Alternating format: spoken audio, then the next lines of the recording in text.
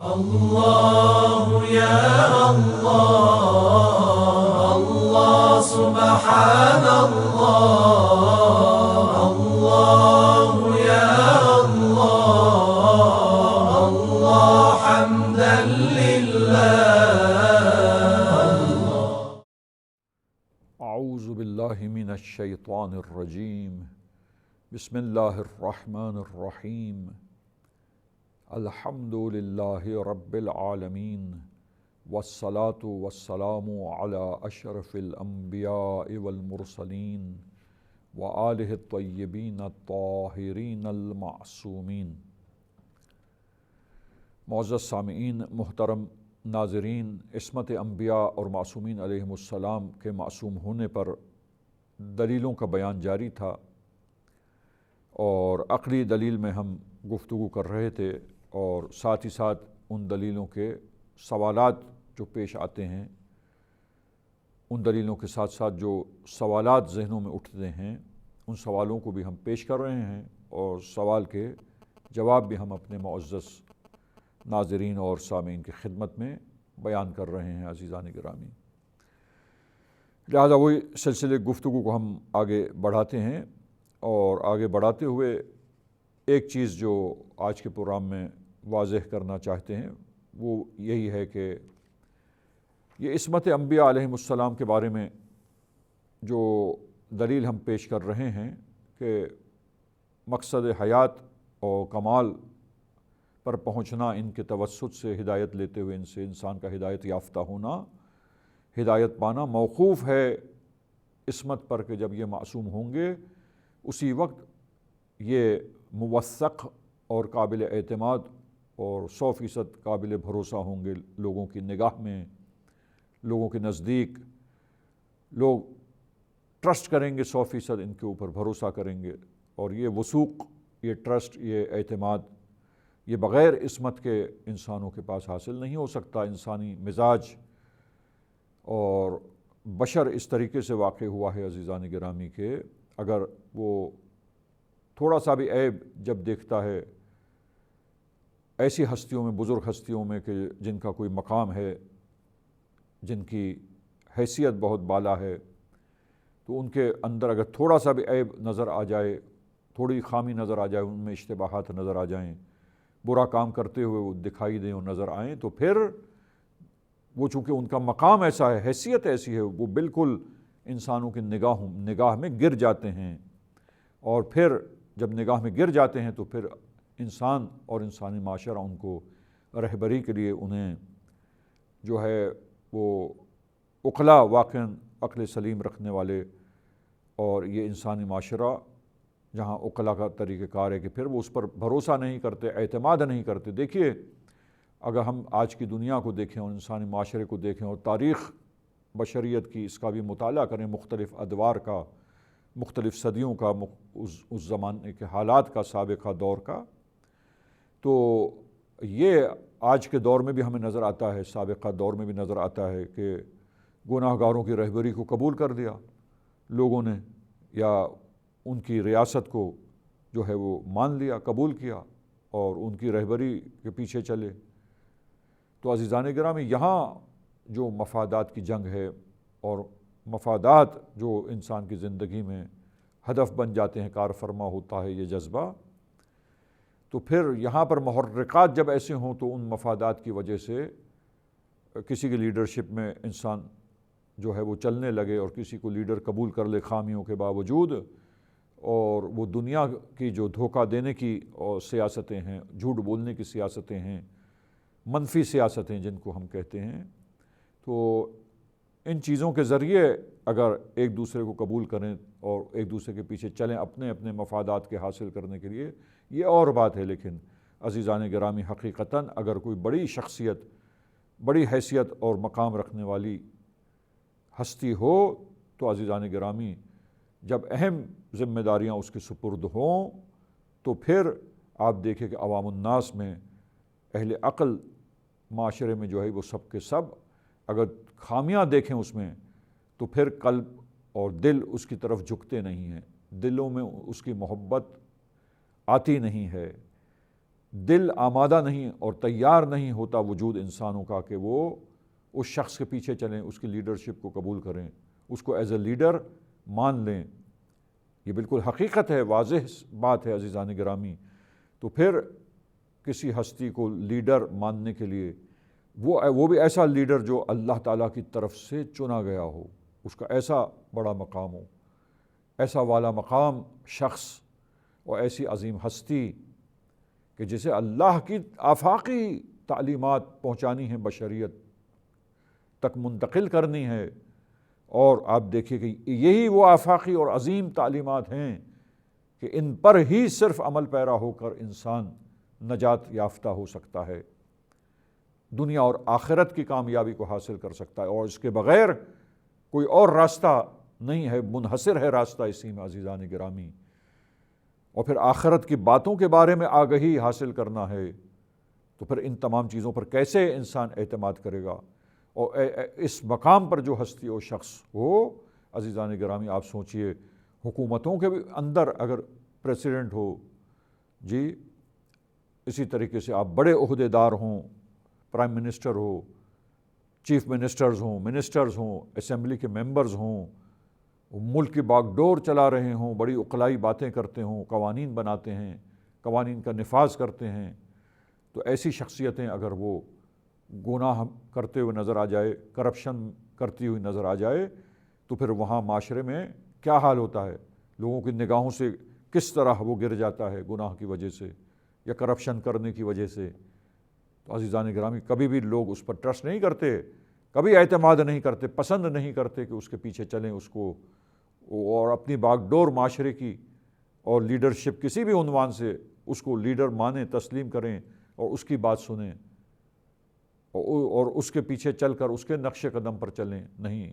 عزیزان گرامی، بس یہ بھروسہ اسی وقت آئے گا، کیونکہ ساتھ ساتھ یہ سوالات ہیں جو اٹھتے ہیں ذہنوں میں اس کو بھی پیش کر رہا ہوں اور کلیئر کرتا جا رہا ہوں باتوں کو، تاکہ دلیل جو بیان ہوئی ہے عزیزان گرامی عصمت انبیاء کے سلسلے میں، عقلی دلیل، وہ مکمل ہو سکے، اور ساتھ ہی ساتھ جو اعتراضات یا شبہات یا سوالات جو اس دلیل کو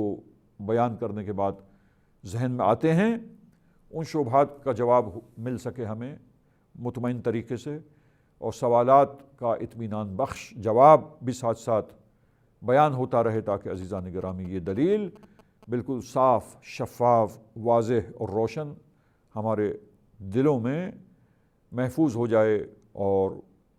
اچھے طریقے سے ہم اس دلیل کے بارے میں قانع ہو کر، مطمئن ہو کر اس دلیل کو قائم کر کے کس طرح عقل ہماری ضروری سمجھتی ہے، کن دلائل کی بنیاد پر، کن مقدمات، عقلی مقدمات کی بنیاد پر کیسے دلیل قائم کر کے عقل اسے ضروری جانتی ہے اور ضروری سمجھتی ہے کہ انبیاء علیہم السلام کو معصوم ہونا چاہیے، عصمت ضروری ہے انبیاء کے لیے، ورنہ ہدایت کا ہدف اور ہدایت کا مقصد وہ حاصل نہیں ہو سکے گا عزیزان گرامی۔ اور اسی طریقے سے آپ دیکھیے کہ انسان، ہم نے کہا کہ محتاج ہے، جس طرح ہدایت کے لیے محتاج ہے، اسی طریقے سے عزیزان گرامی وہ اس چیز کے لیے بھی ضرورت مند ہے کہ نمونہ عمل کوئی اس کے لیے ایگزامپل ہو، کیونکہ جب جتنا ہی بڑا معاملہ ہو، جتنی اہم بات ہو عقلائی معاشرے میں، کوئی بھی اہم مقصد ہو عزیزان گرامی، بہت بڑا عظیم ہدف اور مقصد، اور یہاں مقصد کیا ہے؟ یعنی وہ جو ہمارا رب اور پالنے والا ہے، ہمارا خالق ہے، اس کی معرفت کو کمال کی منزل پر پہنچنا ہے انسانوں کے لیے، انسانوں کو تکامل کی سیر کرتے ہوئے، کمال کے مراحل طے کرتے ہوئے، مسلسل ترقی کرتے ہوئے عروج پر پہنچنا ہے، بلند چوٹیوں پر معرفت کی فائز ہونا ہے، عارف باللہ ہونا ہے، کیونکہ اسی میں کمال بشر ہے۔ معرفت حاصل کر کے اس کمال مطلق سے نزدیک جتنا ہوگا با کمال ہو جائے گا انسان، کامل ہو جائے گا انسان۔ تو اتنا بڑا ہدف ہے، اور پھر وہ اخروی ابدی سعادت کیسے انسان کو حاصل ہو؟ وہ انہی انبیاء کی تعلیمات جو اللہ سے لا کر انسانوں کے معاشرے میں پیش کریں گے، انہی تعلیمات کے سمجھنے اور ان پر عمل کرنے پر موقوف ہے انسان کی سعادت اخروی، ابدی سعادت، اور اسی طرح دنیا میں انسان کی فلاح، انسان کی بہتری، انسان کی بھلائی، اور حقیقت میں کامیاب زندگی انسان کی دنیاوی، اس کا دار و مدار بھی اسی بات پر ہے کہ اللہ کی تعلیمات اور اللہ کے قوانین جو انسانی زندگی کے لیے آئے ہیں، جب ان پر عمل پیرا ہوں گے، ان پر عمل کرنے والے ہوں گے، تب ہی انسان دنیا میں کامیاب ہو سکتے ہیں اور دنیاوی زندگی گزار سکتے ہیں، جس کو حقیقتاً ایک کامیاب زندگی کہا جائے۔ ممکن ہے کہ جہاں معیار محصور ہو جائیں، محدود ہو جائیں، لمیٹڈ ہو جائیں، منحصر ہو جائیں صرف مادی مفادات میں، تو وہاں معیارات بدل جاتے ہیں، لیکن حقیقی کامیابی یہ نہیں ہے۔ ظاہری طور پر ممکن ہے کہ انسان کو بہت سی چیزیں ہاتھ سے دے دینی پڑتی ہے، بہت سے مفادات سے صرف نظر کر کے نظر انداز کرنا پڑتا ہے۔ دیکھیے دنیا میں گناہوں میں لذت ہے، وقتی لذت جو بہت جلد ختم ہو جانے والی ہے، فنا ہو جانے والی ہے۔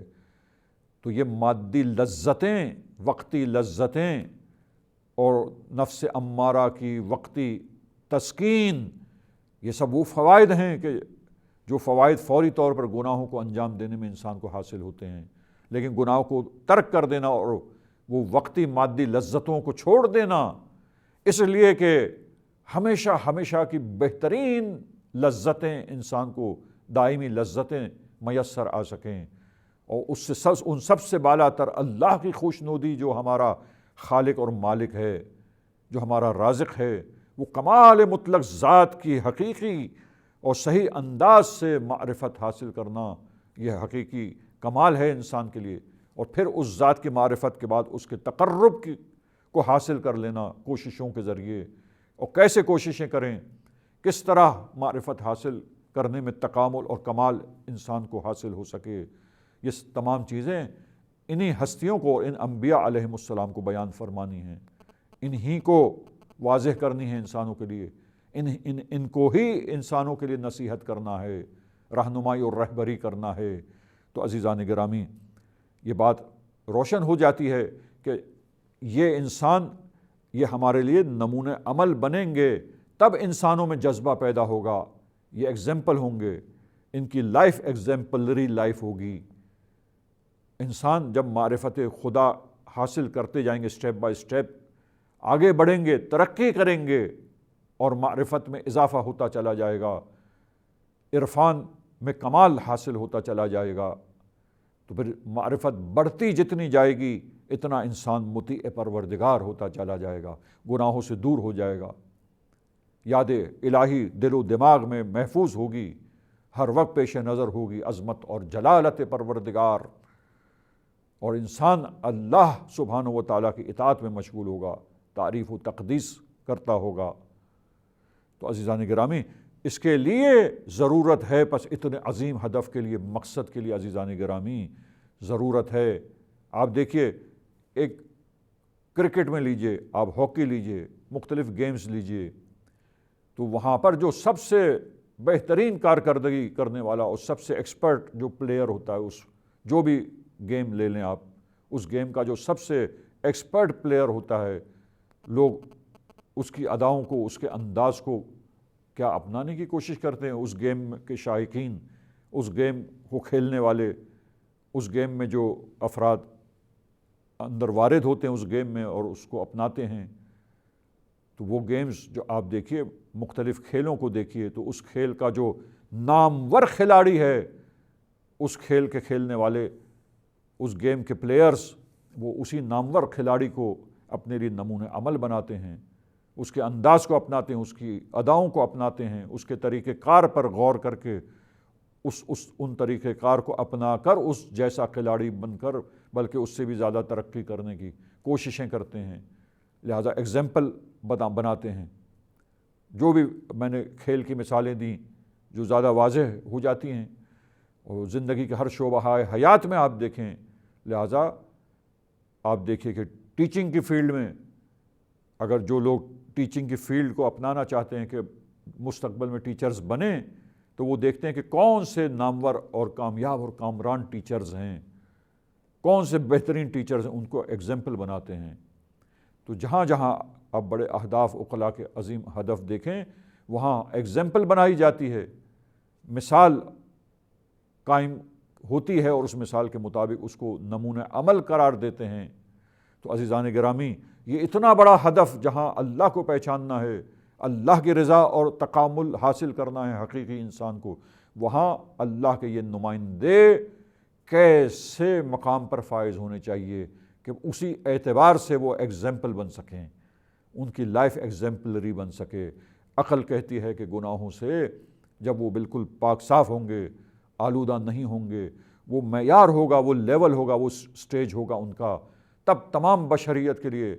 تمام عالم انسانیت کے لیے، تمام اہل عقل انسانوں کے لیے یہ صحیح معنی میں نمونہ عمل بن جائیں گے، ایگزامپل بنیں گے۔ ان کی لائف ایگزامپلری لائف ہوگی اور ان کی لیڈرشپ انسانوں کے لیے قابل قبول ہوگی۔ عزیزان گرامی، بس ہم یہیں پر اپنے پروگرام کو اختتام پر پہنچاتے ہیں اور سلسلے گفتگو کو عصمت کے لیے دلائل جو بیان ہو رہے ہیں انشاءاللہ اس کو کنٹینیو کر کے اگلے پروگرام میں یہ سلسلہ جاری رہے گا اور معزز سامعین کی خدمت میں مزید جو دلائل ہیں اور بیانات ہیں وہ پیش کیے جائیں گے۔ وصلی اللہ علی محمد و اہل بیتہ الطاہرین۔